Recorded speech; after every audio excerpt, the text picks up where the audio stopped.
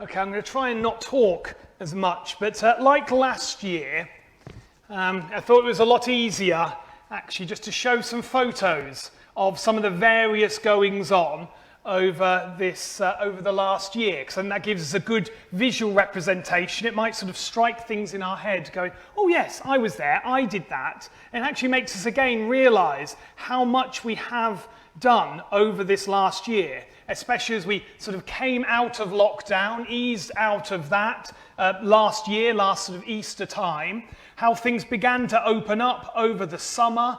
We began to remove our booking systems and sort of almost back to be perhaps as safe, responsible and as free as we can be. So again, that was the year that was. And so we began last year. I mean, I'm going to take this year as from the last APCM, although officially the audited accounts will be from the year, but it doesn't matter too much.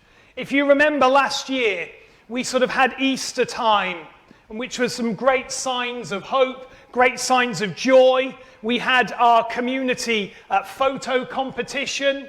We handed out Easter eggs. We just had a great time to be able to gather in person with very limited restrictions, albeit with a booking system in place. So things were really moving to be very, not perhaps normal, but a new normal. And yet at the time we were clearly conscious that we were far from over, that it was still important to be safe, be responsible. And I don't want to imagine how many risk assessments I've produced over the last 2 years, but you might remember last year's meeting because of how different things were.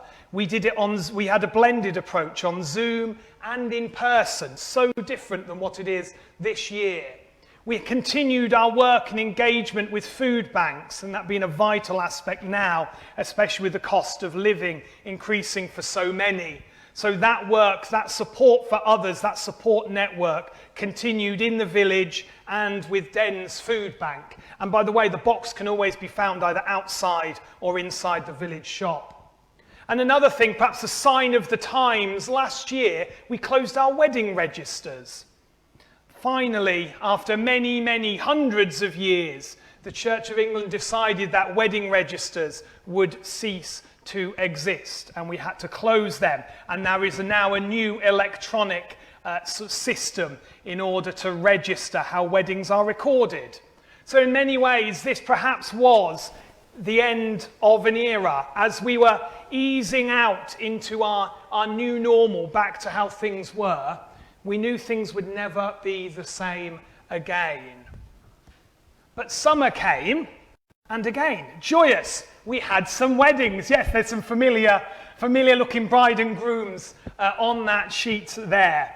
And it was really exciting. Admittedly, I would probably say 3 or 4 of those weddings we had last year were from 2020 that were obviously had to be postponed. And I feel you've got to feel really bad for couples, sometimes having to change their wedding 5 times before they could get to their big day. But it was great to be able to join in holy matrimony. Such wonderful people last year, and I think we were very blessed with some wonderful weather. The restrictions around weddings were slightly eased more. They were more eased than they were for us here on a Sunday morning, but each were done as safely as we could. So we had weddings, and we had baptisms, which was great. Although at first, the few baptisms, it was very awkward as to how we had to do water. With the oil, we had to use cotton buds for anointing rather than hands. It was all very strange, and sanitizing hands holding candles, which clearly didn't seem to be a clever idea, but that was what came out of the risk assessment. But I think what is clear from these is that no matter what restrictions were in place, we were able to find ways to respond to them. We weren't going to turn around and say, no, we cannot do this, you cannot get married, you can't have a baptism. We would find ways of doing it, adapting and changing accordingly. And pretty much now we can throw water everywhere, and it's all a right joy. So exciting. So we've had some joys. We continue to have some joys. Only just recently, there is Daniel and Bishop Michael of a confirmation on Holy Saturday, and that was great. I think the church's first confirmation in about 5 years, if you look back at the register. So it was wonderful to have that day. But of course, we must be mindful of the year. While we have had life events of joyous occasions, of baptisms, of weddings, we have also had to say farewell to some very faithful members of our church, faithful saints of this community, and Alan and Linda are just two good examples. And we just remember them. We remember all our loved ones who have been involved in the fabric of this church over many years. We just continue their legacy. We are stewards of this church, and we just give them thanks for all they've done, and as we continue forward.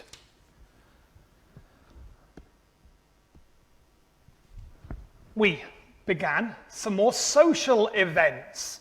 So I think the first one we started with was a Valentine's Day concert with Mike and Anne Lovett, sort of socially distant round the church. And we also live streamed it for those that didn't want to be in person. So again, finding creative ways that we could still continue our fellowship. We continue to sort of celebrate and the wonderful talent that we have here in the community. So we had a great Valentine's Day concert.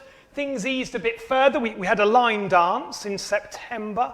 That was deemed a bit more appropriate than a barn dance because you could line up next to each other rather than be so near each other. Although I think towards the end it probably didn't it didn't quite go that well. But yes, we had a wonderful line dance as a fellowship, and very recently we've had a film night. We had The Greatest Showman in conjunction with the Village Hall. So throughout this whole year we have still been able to keep going, all that fellowship, all that community spirit. And it's great that this time we've been able to connect in with the likes of the Village Hall. And a huge thanks must go to the social and fundraising team, especially to Sarah and her friends and Mike in the Village Hall for allowing us to put on some of these wonderful events. And there'll be some more social events coming up too. But last year, really what sort of began to grow in terms of our sort of family and children's provision, we know it would be quite difficult to continue with messy church, and that's something we're reflecting on at the moment. So 2 years ago, we started something called Wild Church. That was the only way, really, we could meet with families and young people. It was the safest way. And really, as you see on the photos here, we meet once a month outside. We've obviously got one a little later today. We really see actually that is blossoming and that is growing. And I think we've only had one session where we have been inside because of the weather. So this whole year, we have been outside for all of them. So God is good, and actually God is good for drawing families to that session. So we get people coming along who actually coming on Sunday mornings just isn't possible for various reasons.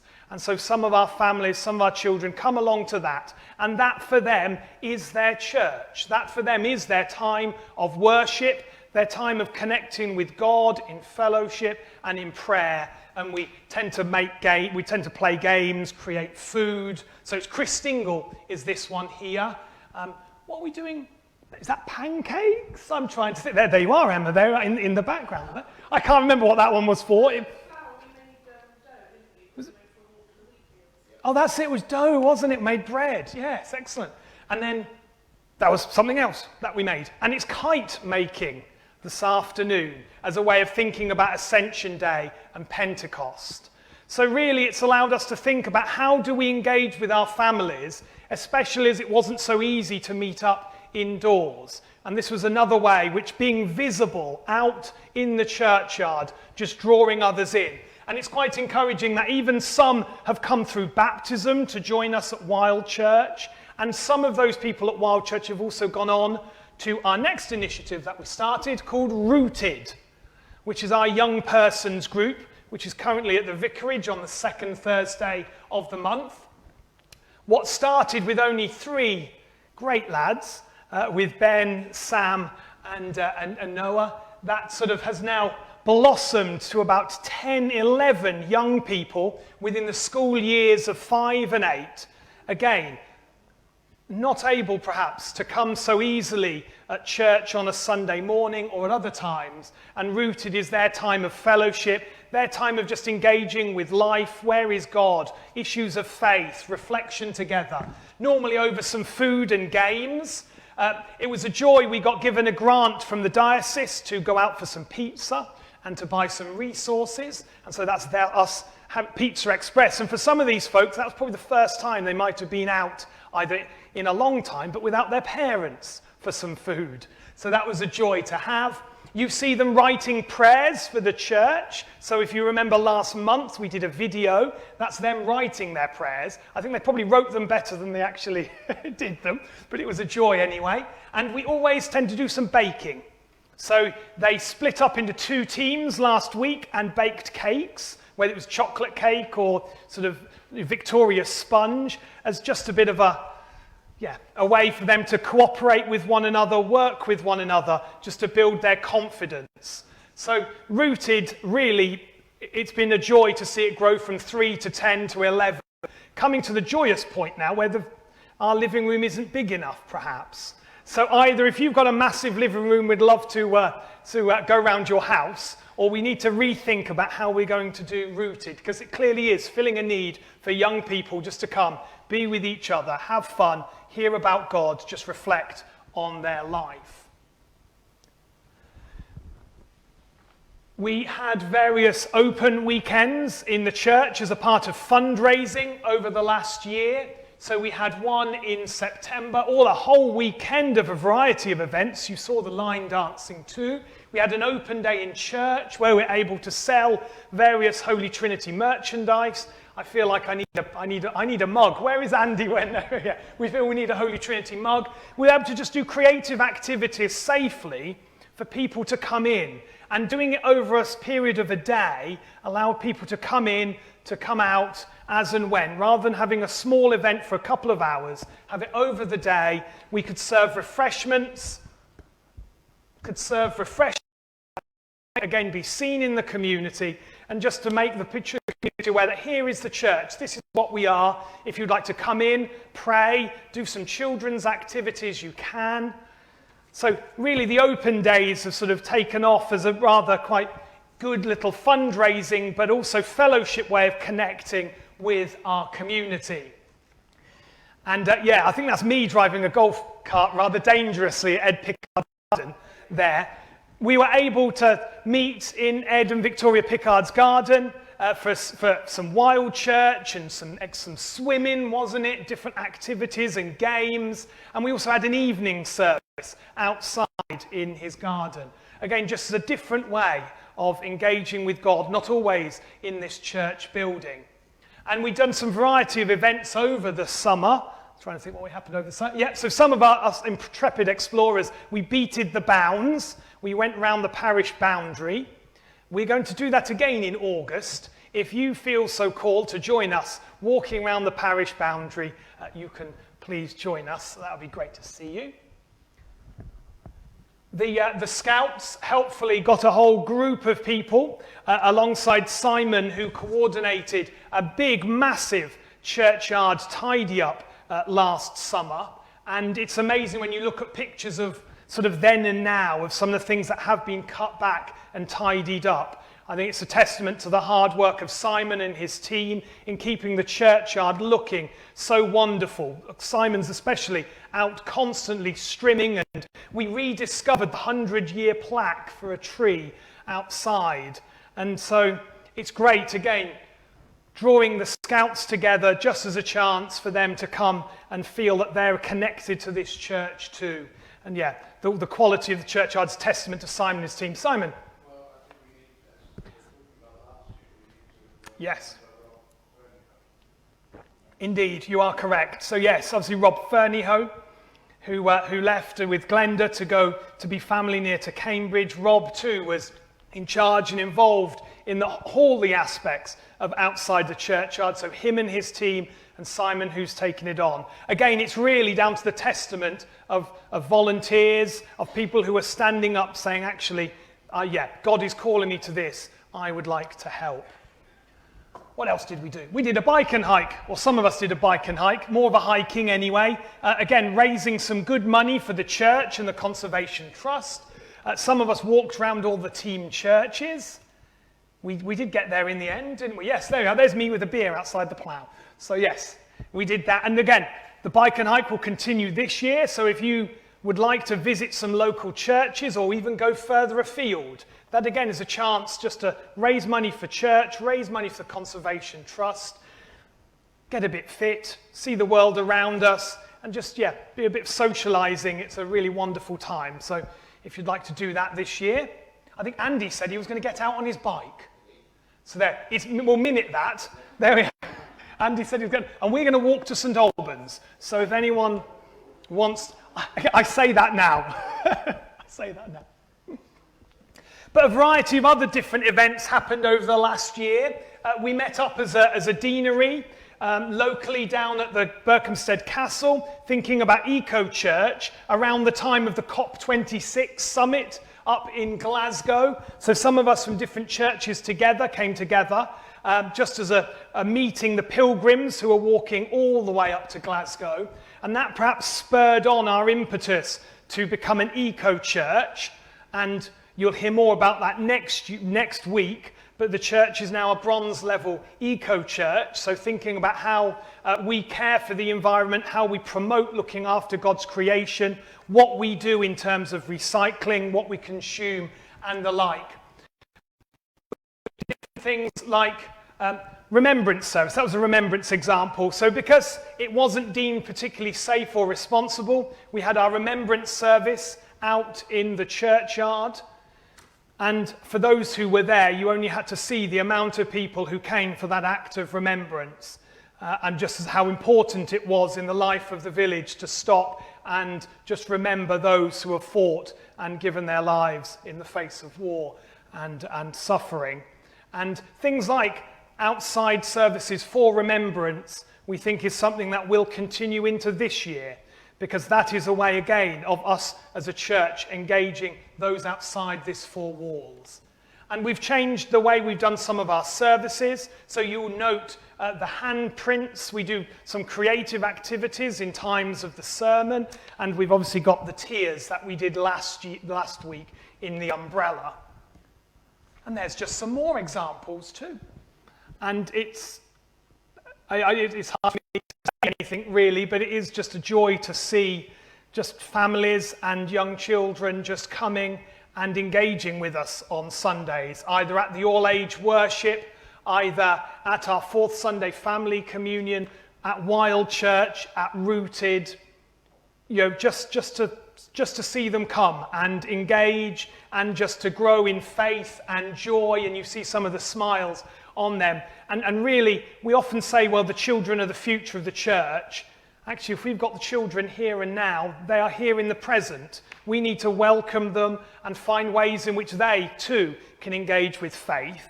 And I would like and hope to think that through our variety of services across the month, from our Holy Communion services, Book of Common Prayer, Celtic worship, all-age worship, alongside our music, too, we do offer that breadth for people to connect into church and to God in their own ways. It's very important we meet people where they are. And I think that pattern of worship that we've now established will continue with our meditations, with our worship songs for some of our services, and the use of the screen will continue for some of that.